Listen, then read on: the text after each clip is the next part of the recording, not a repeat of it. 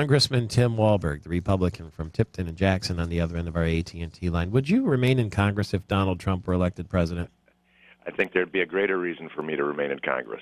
Yeah, you're probably right. But what a country! What a country! Yeah, all it takes is money and a microphone, and I guess he can do that sort of thing. He's a promoter, and he's doing what he does best, and that's promote himself. Speaking of ISIS, though, in a serious note, this Patriot Act situation that went on with a Sunday Senate session with Congressman Justin Amash sitting over at the House by himself, I guess aligned with Rand Paul in not wanting it to pass. Can you sort of explain the subtleties of all that to us and where we're going from here? Well, the subtleties aren't very subtle.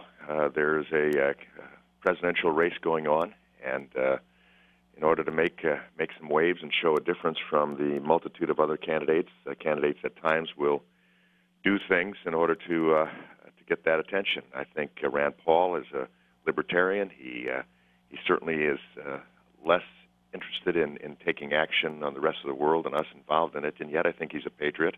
I think he's sincere in much of what he says about this issue, but to play a game of Russian roulette to let the Patriot Act expire, an act that, frankly, you and I both know that has been challenged many times, but unsuccessfully. We have not had abuses of the Patriot Act, I think, because of the redundancies that protections put in it. However, can we make it better? I think the U.S. House did in passing the USA Freedom Act a couple of weeks ago, giving the Senate enough time to deal with this issue. But they took a break last week, went home, and then came back Sunday and let it expire. So hopefully that will change quickly here, and very soon we can get the protections that have to come on that fine line of civil liberties that we have to protect, but also we have to protect our citizens against the terrorist threat that's out there. We know it. We've seen it. 9/11 started it all, and we want to make sure that we don't have that happen again. 60 veterans are going to fly today from Gerald Ford Airport in Grand Rapids to Washington, D.C. It's the Mid-Michigan Honor Flight. Can you tell us about that? Well, that's always an exciting time. I've had the privilege to go over to the World War II Memorial, which is a beautiful, beautiful memorial. Yeah. Very fitting for that unique generation, sometimes called the greatest generation. And they come in numbers off the plane. They get cheers as they come down the corridors of Reagan, and then the buses come in, and those of us who are privileged to greet them on these occasions, when we have some coming from mid-Michigan today, it's impressive. They're not asking for any of this accolade, but they are taking the opportunity to come back and see that monument to their bravery, whether they served on the battlefront and saw comrades all around them being blown up, attacking the shores, or whether they served in a kitchen, making sure the troops were well fed, or in some type of training center. It was all for one and one for all, and I have the privilege today of greeting a good number as they arrive from West Michigan and show up at that memorial.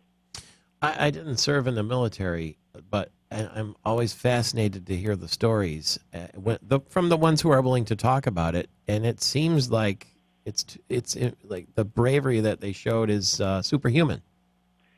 Well, it is. It goes with a strength of character that was developed in themselves, a willingness to, in most of their cases, to volunteer for this duty, but then the training that America is known for, and putting a defensive team together and an offensive team together when necessary to go against the bad guys, that thinks as one, and ultimately it comes home to their psyche when they're put in a difficult situation that would seem impossible to the rest of us.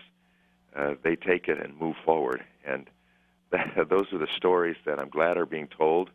A lot of them are not going to be told and will be lost forever, but the ones that have been told are unbelievable in the intensity of their bravery, their heroism, and the humility of just the privilege of serving for the defense of freedom of this great country. Yeah, Congressman, I have an 18-year-old who just graduated high school this weekend, and I can't imagine him climbing into a falling apart, sometimes junky airplane and setting out over the Pacific on an 8-hour mission.